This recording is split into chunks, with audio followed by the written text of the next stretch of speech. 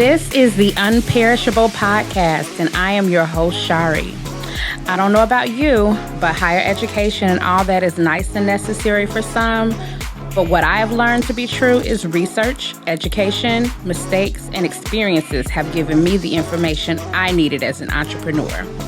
I believe the collective information will help you level up in life and in your community. I want to ensure that we do not perish for lack of knowledge and stay in the know with Shari and the No Nation. Welcome everyone to season 1, episode 4. We're moving along. Look at us. We're doing great. But first things first, have you joined the No Nation on our website? Connect with fellow No Nation members on our website, www.theunperishable.com, and tell a friend. Let's make sure we're all truly unperishable. Back to business. Hey, No Nation. We really have a lot to be proud of. Pat yourself on the back. We've learned about our legislators, possibly met with them, learned about managing relationships, and now we're going to the next level of being unperishable, which takes a village and it takes a network. But as always, remember to let me know how you're doing. And soon I'll be featuring some of the No Nation members. So let me hear your stories and all your wins. I want to hear. And you'll be someone's inspiration as we grow and remain unperishable, which is the goal. So I'm proud of you. No matter what you've done, if all you've done is listen, I'm proud. So keep up the good work. Now, last time we talked, we had several points on our call to action. One was reach out to a dope entrepreneur. We also had something about doing something for yourself that you enjoy. And the bonus was the documentary. Just doing one of these things is great for building your network, prioritizing you, and learning from other entrepreneurs. So let's keep the momentum going. Those were kind of easy things to do. I want to make sure you let me know who you reached out to, kind of what the connection felt like, so I can encourage you as well. But today, we're going to talk about some life-changing things that have opened my eyes to true networking. You're going to learn how to network like a pro and find out about some places that you should be networking for mutually beneficial opportunities. I was at an event and one of the speakers stated, your network is your net worth. And that phrase has been kind of thrown around lately, but let's chew on that. If Bill Gates was somewhere near or far in your network, how would that affect you directly? That would affect your net worth, right? So even if you don't network, right? If you don't network, you won't meet the people that you don't even know you need to meet. I'm going to say that again because it's good. If you don't network, you won't meet the people that you don't even know you need to meet. Have you ever met somebody and like, where have you been all my life? If you're not networking, you won't meet those people. If you're not out there, you won't meet those people. If you're stuck in your business bubble, you're not going to meet those people. You have to go out and be seen sometimes. So networking is important. Now, I'm going to tell you a story about how I slipped into the world of being an associate's board member and learned how valuable they are. Just a little background. Associates boards are typically for individuals under 45 to 40, in there. And these boards are great places to grow your network and learn. All those years of watching soap operas with my grandmother and dreaming of white picket fences and high-rise condos, I kind of aspired to be a socialite that wears the dresses for the benefit dinners and goes to the money parties, which are the galas, that bring in lots of money for whatever cause they support. I'm going to let you in on a slight secret. Only my closest friends know this, right? But the No Nation, we're like family now. I told you all my little business. I got on the boards that I was on because I was dating this guy, and he was on a board. So I was like, okay, we just going to be a couple of board members. And I started applying for boards. I applied for 6. And one of them was the American Cancer Society. That was my first acceptance, to a board, actually. And it was really meaningful because my aunt is a survivor. 2 of my uncles passed away from cancer in different areas of their body. And one of them actually donated his body to science for research when he passed away. And I was like, okay, if he can donate his body to this cause, I can give my time and some skills. I joined another board which had a reputation for raising the most funds as a board in Chicago. And this was really important to me because not only did I want to be on a board, but I wanted to be on a board that was successful to see what they were doing right. My overall intention was to learn and bring some of what I learned back to my community, smaller organizations, and my own organization. Knowing what they did right, what do they say? Don't reinvent the wheel. Let's not do that. Let's work smart here. So if the blueprint is there, how about we use it? So that's kind of how it started. Along with that, I became an educational ambassador for Bright Pink, which is an organization that focuses on early detection for breast and ovarian cancer. So that's 3, right? Doing the most. I'm on 3 boards now. And I know you didn't ask, but Bright Pink was a nice addition, which came with training. They trained us to present the content because we would go out to different events for free and present information about early detection for breast and ovarian cancer. They had done the research. We got the PowerPoints. They sent us with free items. It's really, if you are looking for someone to come to your organization or your church, check out Bright Pink. They send materials. It's really a great thing to be a part of. And as an educational ambassador, if they're looking for someone outside of where you live, so at one time they needed someone in Las Vegas to present and no one was trained. And they sent out an email, who wants to go. If they send you somewhere outside of your state, they pay for everything. So free trips, training, and it costs nothing to be an educational ambassador. You just have to commit to time. Just, a little bit about that, because so many times people look at it and they look at what they're losing. But this was one that I was like, kind of feel like they're not getting the bang for their buck, but it ends up working out. And also, once you've trained, you meet the greatest ladies and they become a part of your team. And we are all Facebook friends from all over the place. I met people from Denver and other countries because all of your training is online now. What did I learn being on nonprofit boards? And what do you need to know before you apply? Number 1, and this is number 1 for a reason. Sometimes I'm like, in no particular order. Number 1, they need diversity. Most boards that are not African American based are not diversified. Having a person of color is something that is welcomed. Even as a minority, remember that this is an opportunity to learn and grow professionally and build additional skills, including fundraising, sponsorships, working with programs. And if there's an event that they host or hold, you can possibly be a part of different committees or teams to make sure that that's successful as well. Number 2, your skills are going to be utilized. What are you good at? Prioritize what you're good at or know what you want to learn.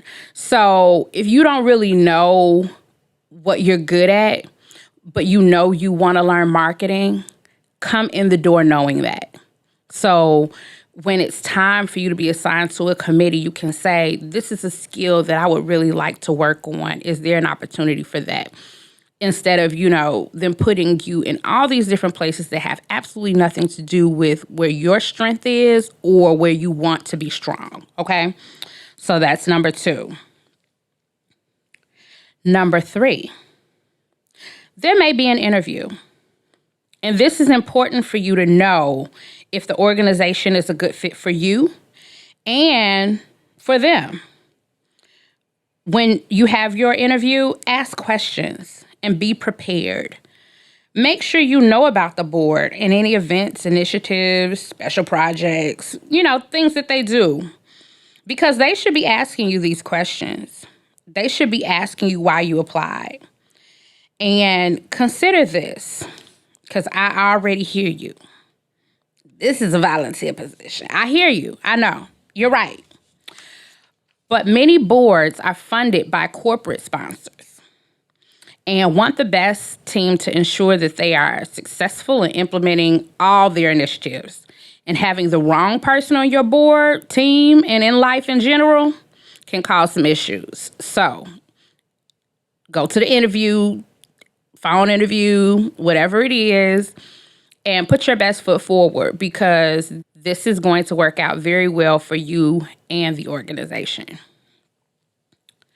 Number 4, I really want to act up a little bit, so just indulge me, okay?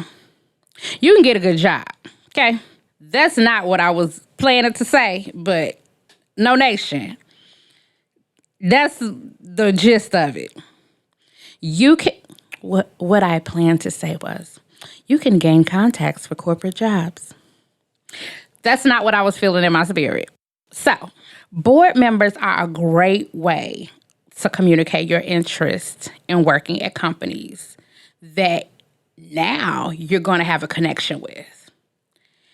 I have lots of stories, and I've seen people share their interest in changing companies or working with other board members and getting jobs within months. I'm just going to tell you this one story because I don't want to get kicked off or nothing. And I'm not going to say names.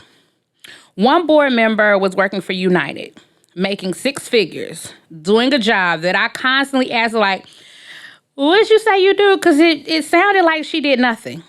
She kept telling me what she did, but I was like, that's not a job, though. I didn't say that, but I was thinking it. I'm like, who pays you 6 figures? Because I said, what is your title? Because maybe that'll help. She had a job that I was like, are they hiring? Can I come do that? Say, I want to do exactly what you're doing because you're not even doing nothing. And she was at one of our board events talking about how she would really like to work for Boeing because a couple of people on the board work for Boeing, and sent her resume over. It was sent straight to HR.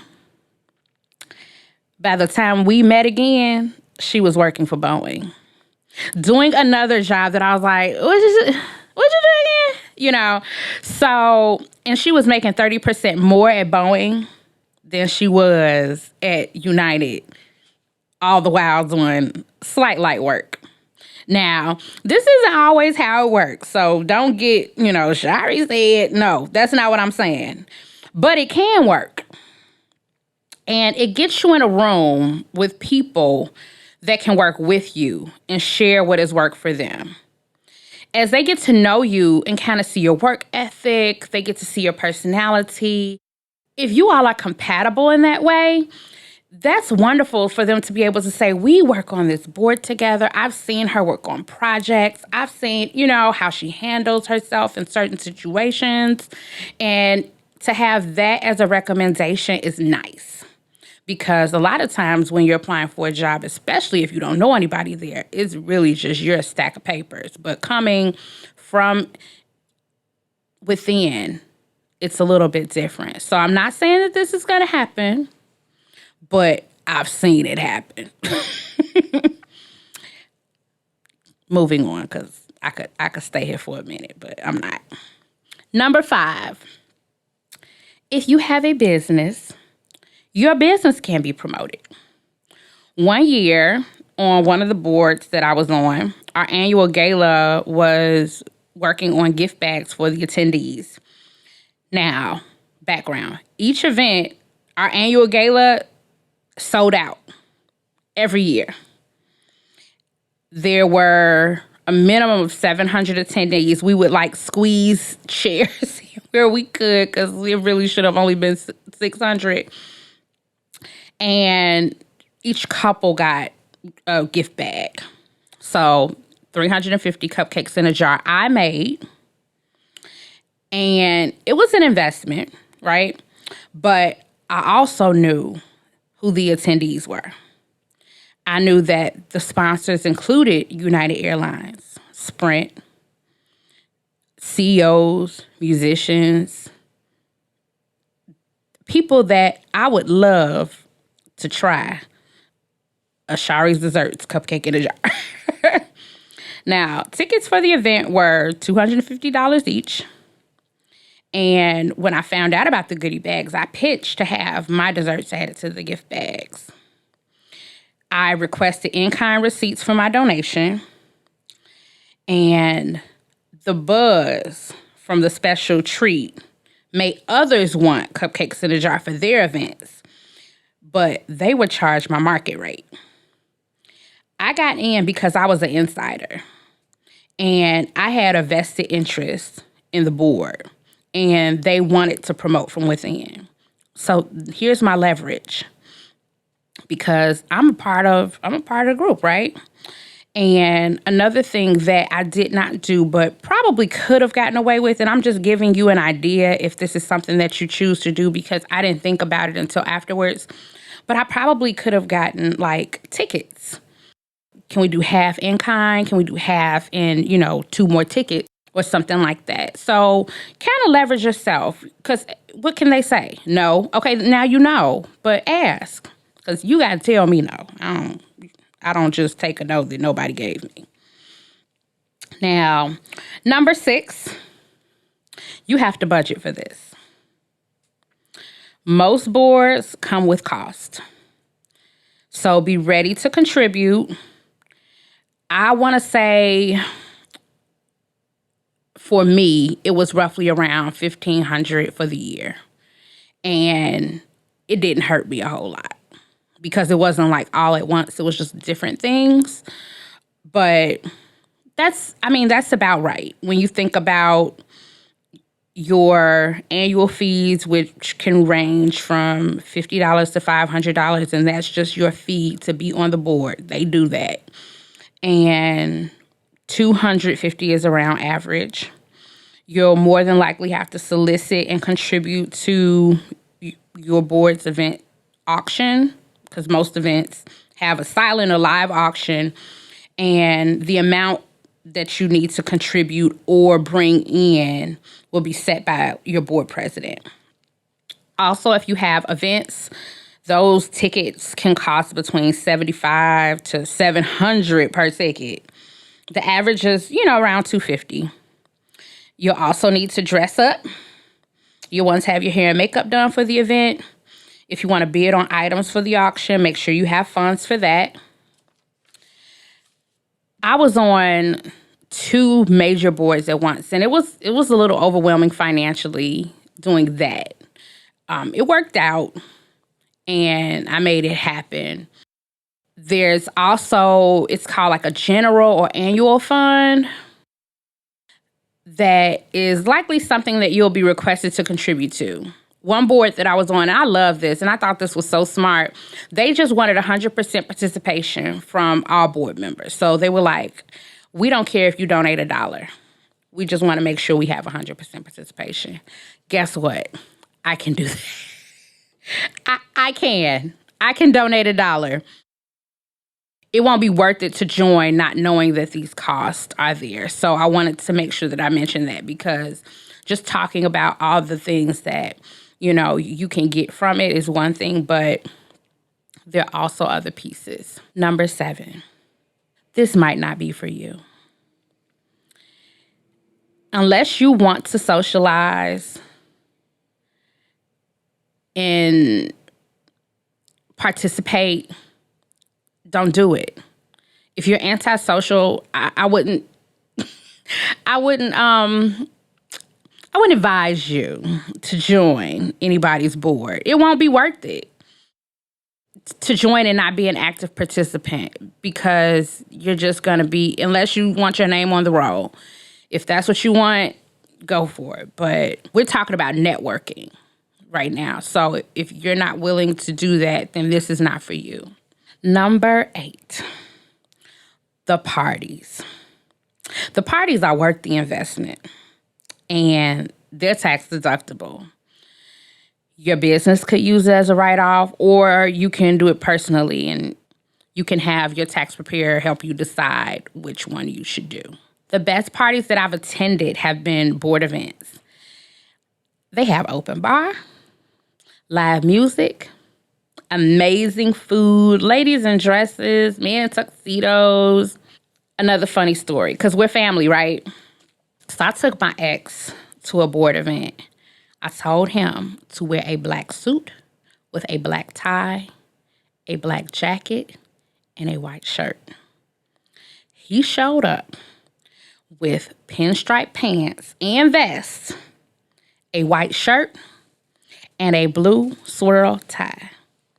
I was pissed.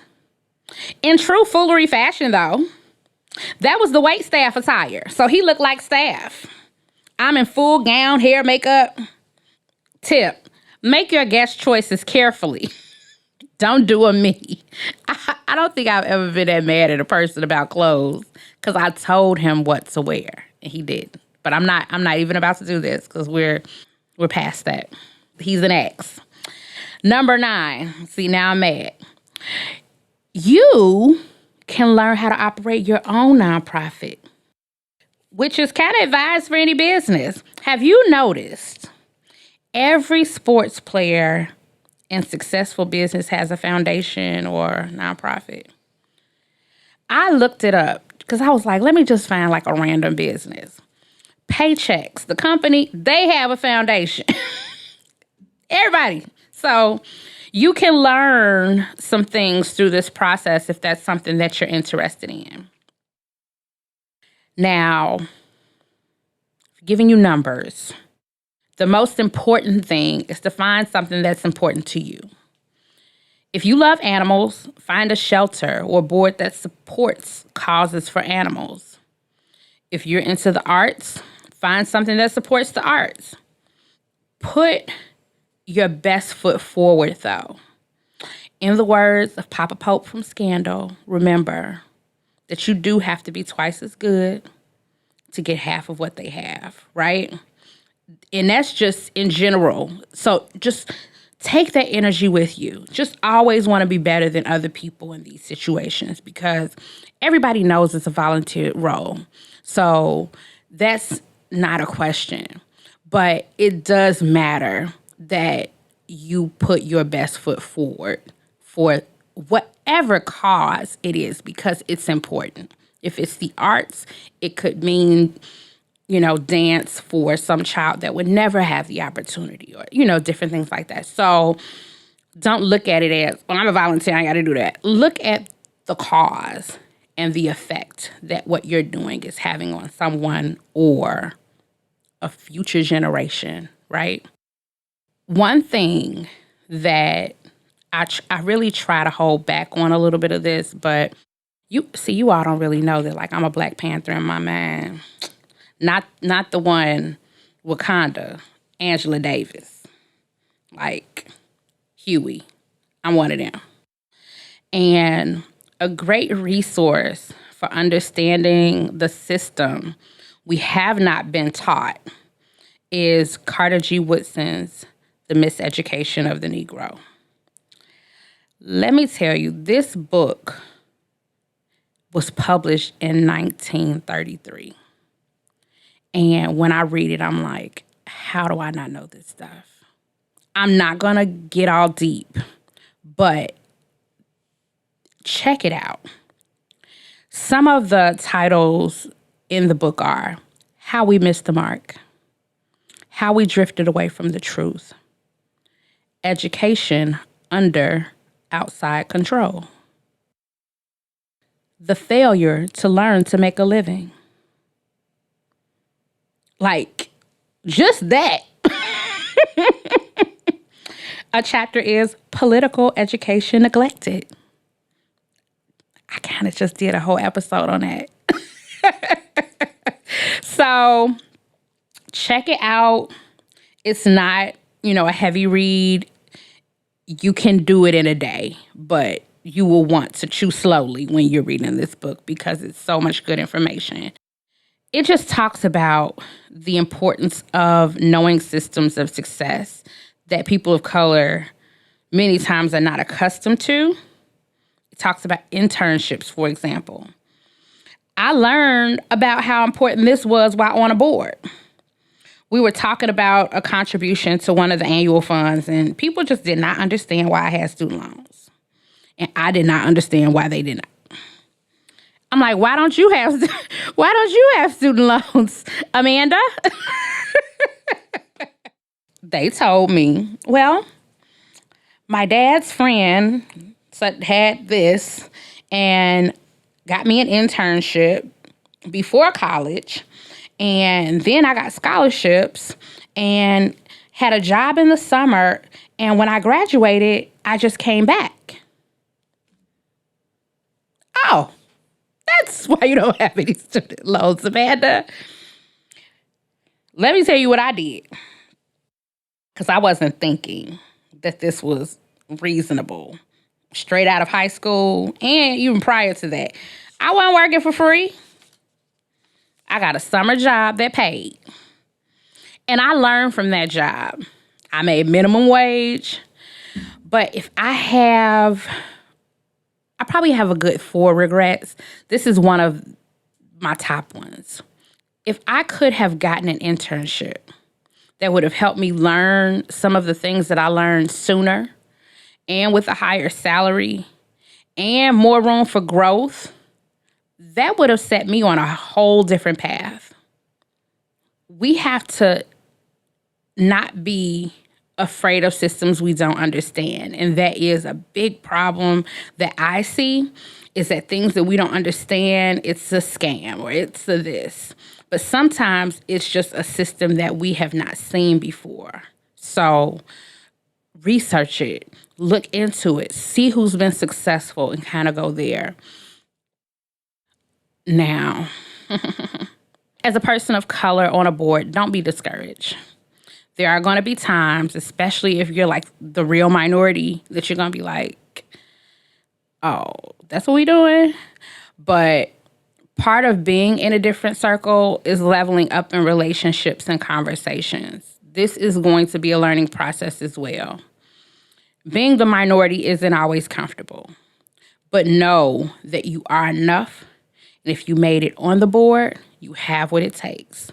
And inevitably, you have the juice and the sauce. So don't feel bad about sharing the things that you've done with them. And this can be practice for networking and a place to test out some conversation starters. So just do it there. Try it on Amanda. She won't know that you're practicing because you have the juice and the sauce anyway. Now, on to networking, because we talked about the board. And that was a question that I always get when people find out that I was on these boards. How'd you get on? And so I wanted to make sure that I kind of talked about that because it's not hard. You apply. But there are more things to it than that. So I'm glad I have the opportunity to just share those things. Networking is a lost art with social media and technology driving conversations, people's messenger and DMs. And people don't know how to do this. So I'm going to give a few tips for networking so you can be successful and make connections that will last and develop into resources and or some dollars, okay? Number 1, stay up to date on current events.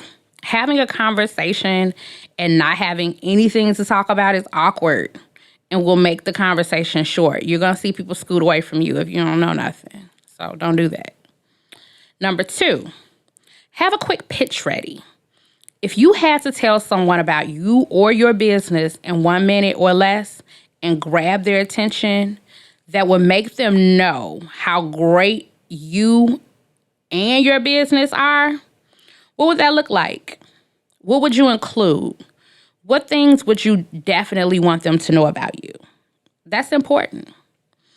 Having something to add to the conversation is also key. If you're joining a conversation, don't just walk up to an existing conversation, just chuckle and smile. Engage. Show your knowledge and value to the conversation. Let them know, I'm here and I have something to say.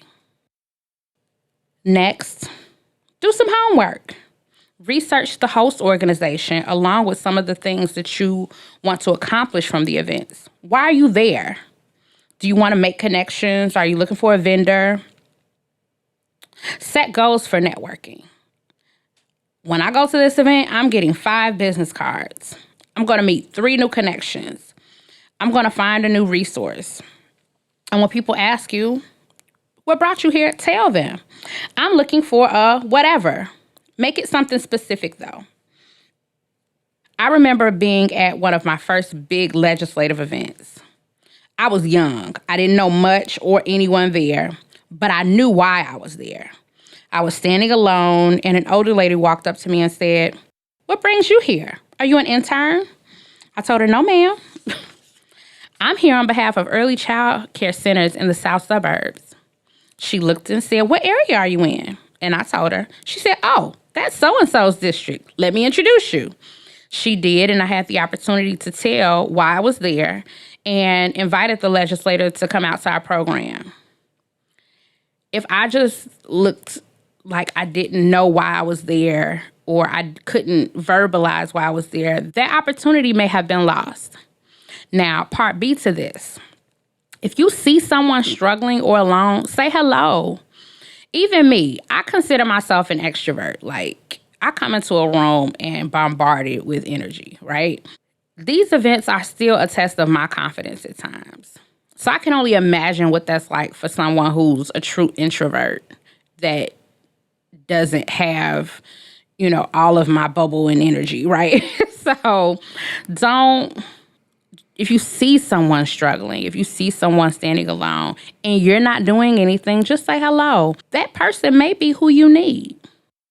While you're at networking events, take some notes. Observe how people work the room and learn how you can do it in your own way. Don't try and do it like someone else. You have to bring your flavor to it or it's not going to seem or be genuine. Now, what is all of this collectively going to take? It's going to take time management and goal setting. And you're going to have to ask yourself some questions. Like, with your current lifestyle, do you have time or finances to commit to a board? Because this can be a once-in-a-month commitment or a once-a-quarter commitment. This should be factored into your current commitments that you have or will have. Start shifting some time around to accommodate this in your life. And also, when you have your interview, ask about time requirements. Ask about the opportunities that will be available for you to be active as a member. Because sometimes people just want their name on a board and don't want to be active. So knowing that you're coming in like, I'm ready, they love that. Now, with goal setting, what I do is I make a list of events that I want to attend, especially if I missed them the year prior due to finances or whatever. So on my vision board, I usually put things that I definitely want to do the following year.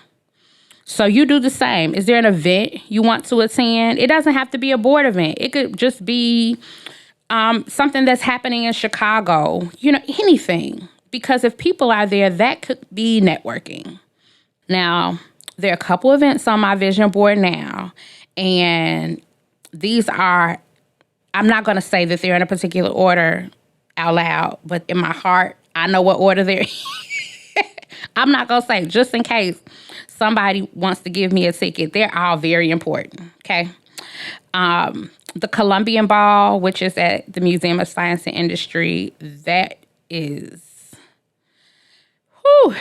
one right there, I'm just going to say it. That's at the top of my list. So if anybody knows somebody Inbox something, right? That one's on the top.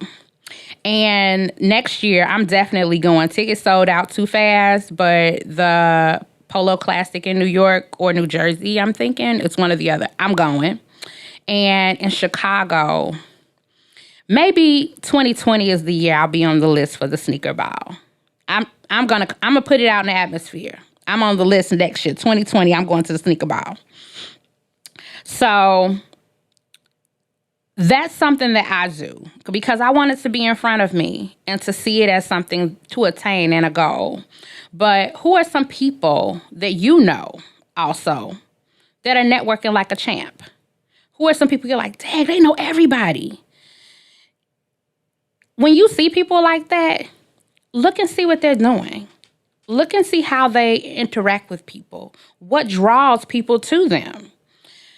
I have been inspired by so many people, but I'm going to focus on just these 3 women, and I'll explain why. So one is Sarita Love. She's the success junkie. And I met her when I was working with this program with the Urban League, and she was one of the judges for our pitch contest. And her energy is infectious. She has energy every day, all day. I bet you when she sleeps, it's just like, whoo, she just has it. And Ashley Kirkwood is another person. She's an attorney, and she is just out here doing it in 2019. I feel like she had a conversation with her own self and was like, guess what we doing in 2019? Everything. And she's doing it. And it really puts a fire under me like, okay, I can do it too, And Larvetta Lofton, her site is Larvetta Speaks. I love all of their energy. I'm a person that thinks that that's important. And she is someone that she has a calmness with the explosion of energy, which is crazy, but it's just, I love it. These ladies are a vibe. They don't die down, and I love it. They know what they specialize in, and they promote themselves and others without hesitation. So if I had a tribe, I would want them to be in my tribe, and we all going up, right? Now, we have a call to action. You thought it was over? The call to action is to attend a networking or skill building event. You can check into Eventbrite and just put networking, and ideas and opportunities should come up, and you can see, what's out there. But go with a plan and a goal and crush it. Till we speak again, No Nation, I'm proud of you. I'm excited. I know you're going to do great and amazing things. Let me know what you thought about this episode. And until next time, No Nation, see you soon. Shari.